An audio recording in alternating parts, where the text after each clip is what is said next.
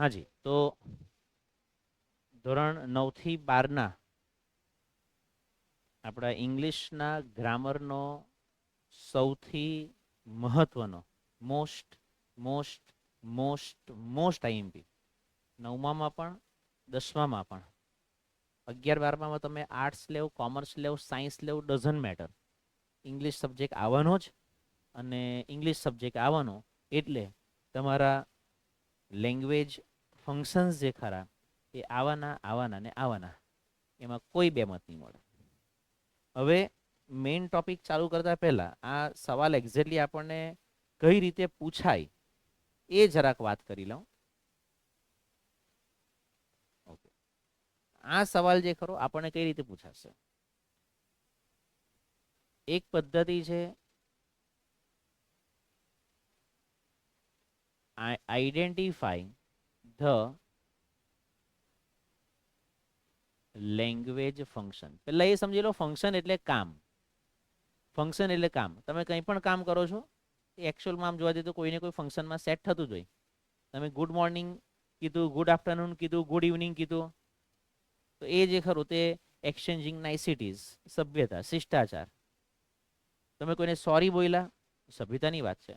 તમે ક્લાસમાં એન્ટર થતી વખતે મે આઈ કમ ઇન સર, આમ સભ્યતાની વાત પણ છે. સાથે સાથે આસ્કિંગ ફોર પરમિશન, તમે પરવાનગી માંગી, આ તમારું એક ફંક્શન થયું.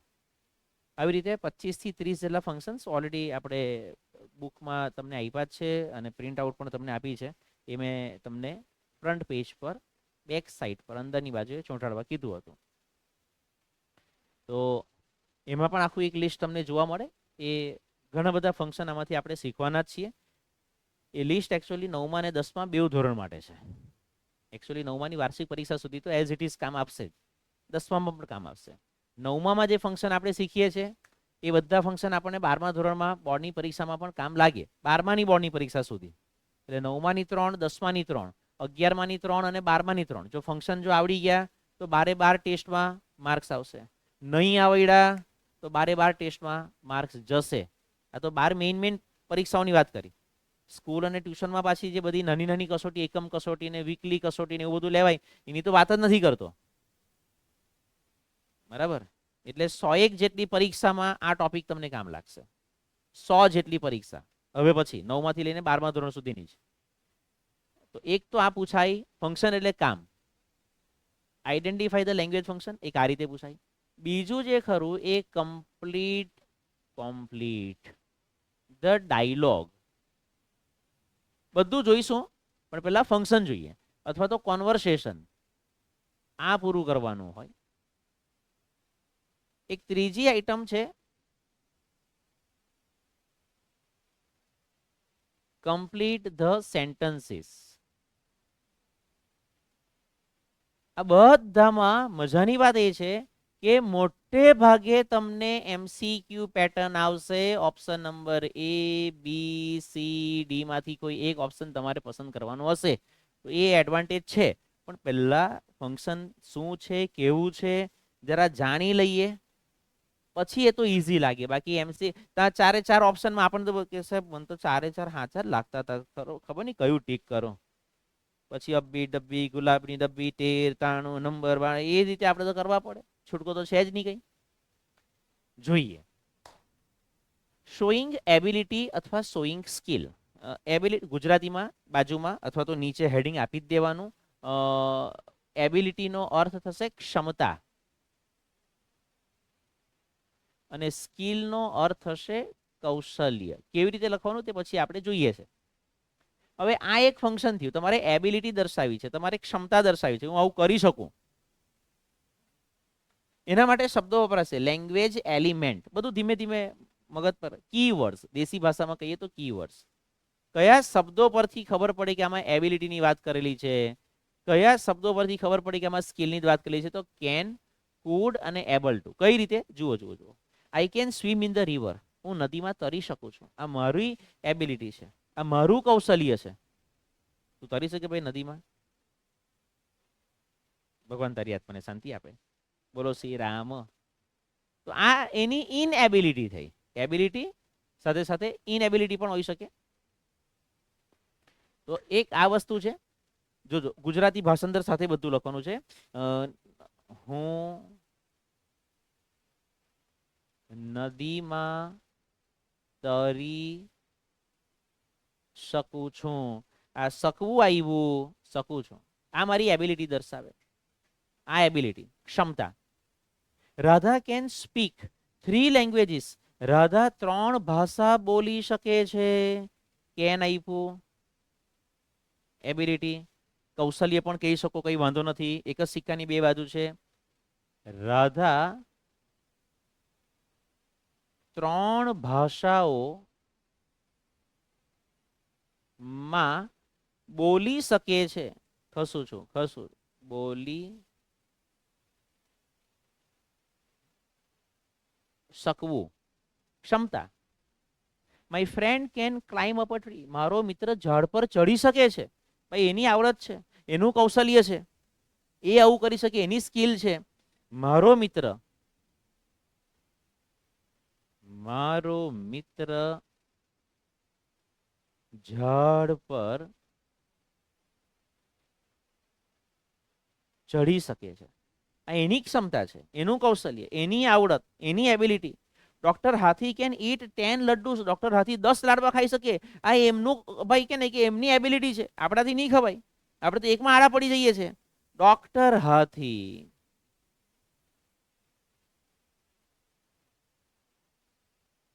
10 લાડુઓ ખાઈ શકે છે. આ એમની એબિલિટી થઈ બેટા. રાહુલ ઇઝ એબલ ટુ આપ્યું, શોઈંગ એબિલિટી, શોઈંગ સ્કિલ.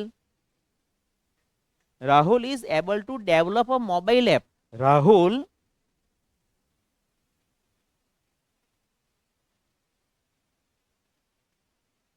મોબાઈલની એપ બનાવી શકે છે. આ એનું કૌશલ્ય થયું ભાઈ, એનું કૌશલ્ય થયું. રાહુલ મોબાઈલની એપ બનાવી શકે છે. હજુ હજુ જોઈએ, હજુ જોઈએ. બીજા 5 એક્ઝામ્પલ જોઈ લઈએ. Atharva could not wake up early. Atharva, દીદી આ બાજુ. અથર્વ વહેલો ઉઠી શક્યો નહીં. કુડ આવી ગયું, એબિલિટી. ગુજરાતી ગુજરાતી ગુજરાતી. અથર્વ વહેલો ઉઠી શક્યો નહીં. We could not solve that difficult sum. અમે પેલો મુશ્કેલ દાખલો સોલ્વ કરી શક્યા નહીં. આ તમારી આવડતની વાત થઈ ગઈ. અમે પેલો મુશ્કેલ દાખલો, નકાર વાક્ય પણ આવે ભાઈ, એવું કઈ જરૂર નથી કે હકાર જ આવે. ગણી શક્યા નહીં. I am able to speak in English. Able to આવી ગયું, શોઈંગ એબિલિટી દર્શાવે, સ્કિલની વાત છે. હું અંગ્રેજીમાં બોલી શકું છું. Bhim was very strong. Bhim બહુ મજબૂત હતો બેટા. આ બધું ધ્યાન આપજે, તું મજબૂત નથી. He could lift heavy rocks easily. Bhim ખૂબ મજબૂત હતો અથવા તો હતા. તે ભારે ખડકો અથવા તો ભારે પથ્થરો ઇઝીલી એટલે કે સરળતાથી, આસાનીથી ઊંચકી શકતા. આ એમની ભાઈ એબિલિટી હતી, એમનું કૌશલ્ય હતું. The eagle can fly very high in the sky. Eagle આકાશમાં ખૂબ ઊંચે ઉડી શકે છે. આ એની આવડત છે, એનું કૌશલ્ય છે, એની એબિલિટી છે, એની સ્કિલ છે, આપણી નથી. બરાબર. તો આ મસ્તકમાં ટપકાવ્યું, હવે પુસ્તકમાં પણ ટપકાવી લેવાનું. અફાડી લઈએ, લેજો. હાજી, તો આ એક ફંક્શન થઈ ગયું આપણું. કયું? શોઈંગ. એકચ્યુઅલી તો બે ફંક્શન થયા, શોઈંગ એબિલિટી અને શોઈંગ સ્કિલ. એક બીજું ફંક્શન જોઈ લઈએ, આસ્કિંગ અથવા સીકિંગ પરમિશન. આસ્કિંગ અને સીકિંગ બંનેનો અર્થ હશે માંગવું. શું માંગવાના? તો કે પરમિશન. પરમિશન એટલે કે પરવાનગી માંગવી, આમ અર્થ થશે આનો, પરવાનગી માંગવી. હવે એમાં કયા કયા કીવર્ડ્સ આવે, એમાં કયા કયા કીવર્ડ્સ આવે, એમાં કયા કયા લેંગ્વેજ એલિમેન્ટ આવે? તો સામાન્ય રીતે પરવાનગી માંગવા માટે કેન અને મેનો ઉપયોગ થતો હોય, પ્લસ એ વાક્ય પ્રશ્નાર્થ હોય.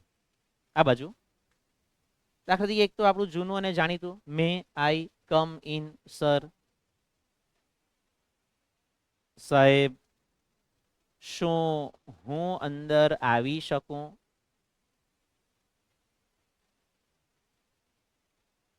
પરમિશન માંગી. મે આઈ બોરો યોર પેન, શું હું તમારી પેન લઈ શકું? મે આઈ હેલ્પ યુ, કદાચ કોઈ જગ્યા પર રેસ્ટોરન્ટમાં ગયા હોય, બેંકમાં ગયા હોય, સ્કૂલોમાં મોટી મોટી ગયા હોય, તો ત્યાં એવું લખેલું હોય કે શું હું તમને મદદ કરી શકું? કેન વી ગો આઉટ, આવું પણ બોલી શકાય. અંદર આવવા માટેની પરમિશન, તો બહાર જવાની પણ પરમિશન માંગી શકો. શું અમે બહાર જઈ શકીએ? Question mark. Can I answer that question, તમે સવાલ, શિક્ષકે સવાલ પૂછ્યો, તમને આવડે છે એનો જવાબ, ડાયરેક્ટ જવાબ નહીં બોલાય, ડાયરેક્ટ જવાબ નહીં બોલાય. હાથ ઊંચો કરીને સાહેબને પૂછી કે sir can I answer that question, શું હું એ પ્રશ્નનો જવાબ આપી શકું? પરમિશન માંગી. કેન વી સ્લીપ નાઉ, શું હવે આપણે ઊંઘી શકીએ? બહુ લેટ થઈ ગયું છે યાર. અથર્વ મે ગો હોમ, આમાં પરમિશન આપી, આમાં પરમિશન માંગી નથી, આપી છે. અથર્વ ઘરે જઈ શકે છે.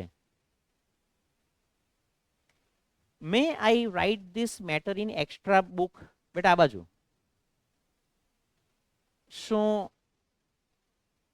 આ મેટર અથવા આ બાબત હું એક્સ્ટ્રા નોટ અથવા તો એક્સ્ટ્રા બુકમાં લખી શકું અથવા લખી લઉં? Sir when can we go for playing, કે સાહેબ અમે રમવા માટે ક્યારે જઈ શકીએ? એક પ્રકારની પરવાનગી જ માંગેલી છે કે હવે ક્યારેક જવાશે. સાહેબ અમે રમવા માટે ક્યારે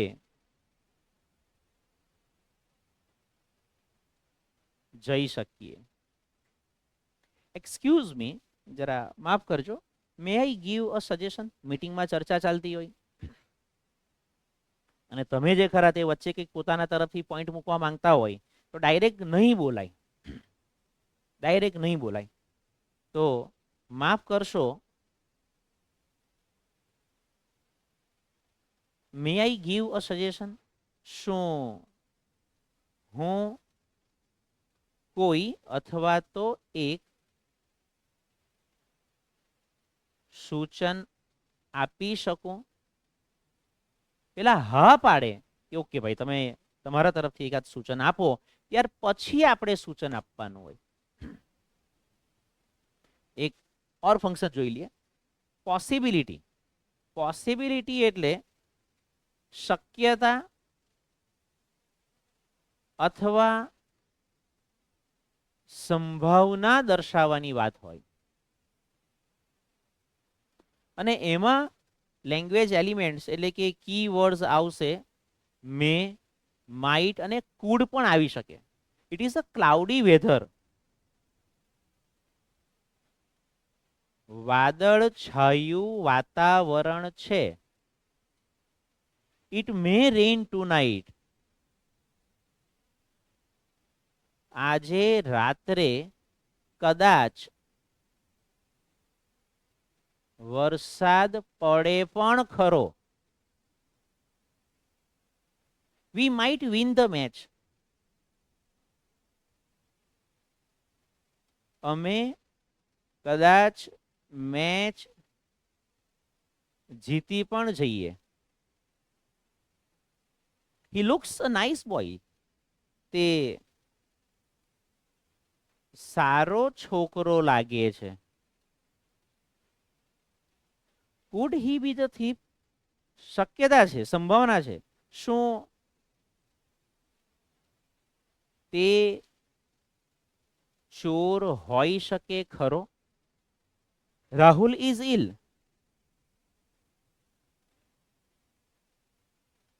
રાહુલ બીમાર છે. He May not come tomorrow. તે કદાચ આવતીકાલે નહીં પણ આવે. નોટ કમ, શક્યતા 50-50, નહીં પણ આવે. Jack might help you. Jack કદાચ તારી મદદ કરી શકે અથવા મદદ કરે પણ ખરો. એની મરજી ભાઈ. હજુ બીજા. You are walking slowly. તમે ધીમા ચાલો છો. You may miss the bus. તમે કદાચ બસ ચૂકી જશો.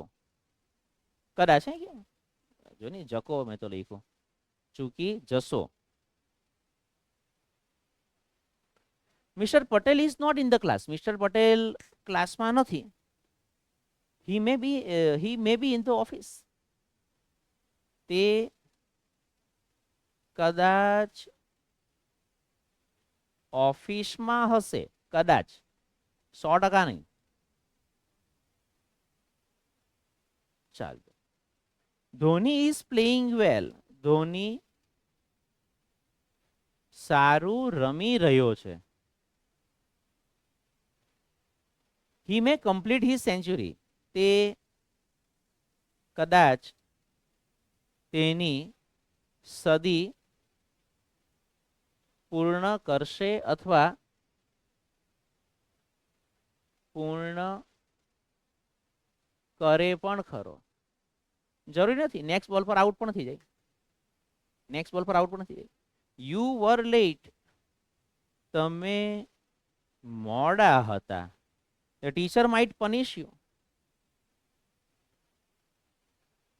શિક્ષક કદાચ તમને સજા કરતે. કરીની, બચી ગયો. જાનકી ઇઝ નોટ ફીલિંગ વેલ. જાનકીને સારું નથી લાગતું. શી મે ગો હોમ અર્લી. તે કદાચ ઘરે વહેલી જશે.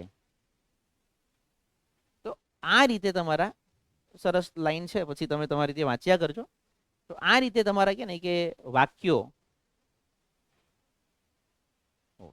જોઈ લઈએ.